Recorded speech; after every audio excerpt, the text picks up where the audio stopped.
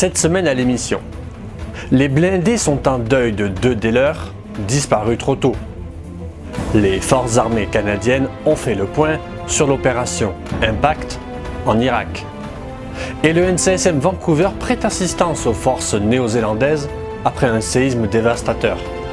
Bienvenue dans la revue.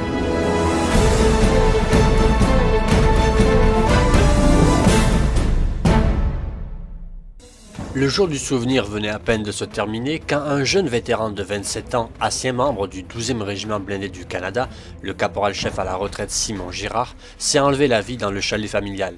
Après un déploiement en Afghanistan et un syndrome de stress post-traumatique, il luttait contre la machine administrative et n'en pouvait plus selon un de ses amis. Nous nous souviendrons. 2 jours plus tard, c'était au tour de la capitaine Vanessa Chamberlain, 27 ans, également membre du 12e RBC, de décéder dans sa chambre à Kingston alors qu'elle suivait un cours des opérations de l'armée de terre. Bien que présente depuis seulement 2 ans, Vanessa Chamberlain était une figure déjà marquante du Collège militaire royal de Saint-Jean où elle officie en tant que commandant de l'escadron Tracy. Les Elofs prévoient lui rendre un vibrant hommage à ses funérailles le 3 décembre prochain. Nous nous souviendrons. Le site internet du recrutement des forces armées canadiennes a été victime d'un piratage peu banal. Pendant plusieurs heures, le site a redirigé vers la page d'accueil du gouvernement chinois. Selon une première évaluation, la redirection a été rendue possible par la manipulation du serveur de nom de domaine et non du site web en lui-même.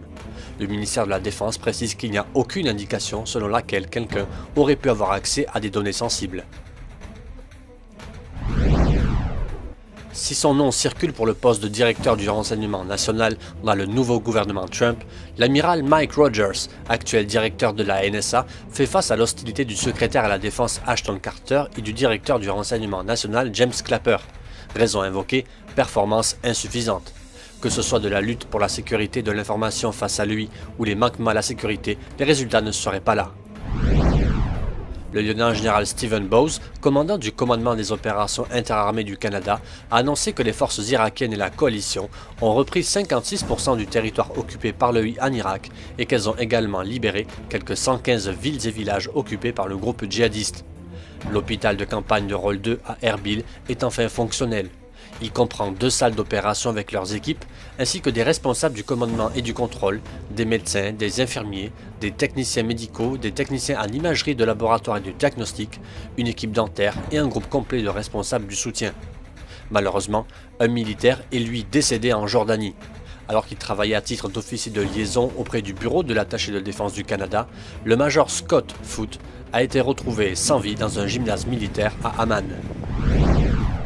Donald Trump a confié le ministère de la Justice au sénateur Jeff Sessions, partisan d'une extrême fermeté sur l'immigration illégale. Le poste de conseiller à la sécurité nationale reviendra au général à la retraite Michael Flynn, qui a dirigé le service des renseignements militaires entre 2012 et 2014.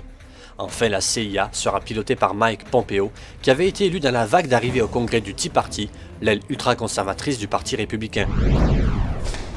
Alors qu'il se trouvait à Halifax pour un cours à l'école navale atlantique en avril 2016, un membre de la force de réserve a été accusé d'avoir agressé sexuellement un de ses camarades. À Kingston, le SNEFEC a porté des accusations contre un élève officier qui aurait agressé sexuellement un membre du cadre des instructeurs de cadets à Cold Lake. Enfin, à Petawawa, un jeune aviateur a été accusé de possession de cocaïne alors qu'il se trouvait en formation à Borden. Peu après un séisme dévastateur d'une magnitude de 7,8, les forces armées canadiennes ont envoyé le NCSM Vancouver prendre part aux opérations de secours d'urgence en Nouvelle-Zélande. Le Vancouver, grâce à l'hélicoptère CH-124 Sea King ainsi que son détachement à bord, a évacué les gens de la région touchée de Kaikoura, a contribué à la distribution des fournitures d'urgence et à réparer des infrastructures endommagées.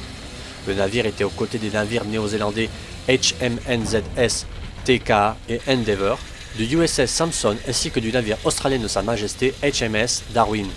En tant que membre du groupe opérationnel naval multinational, le Vancouver a participé à l'évacuation de quelques 900 personnes et a distribué plus de 216 tonnes de denrées alimentaires et des fournitures d'urgence comme des génératrices, des pompes portables et des toilettes chimiques portatives.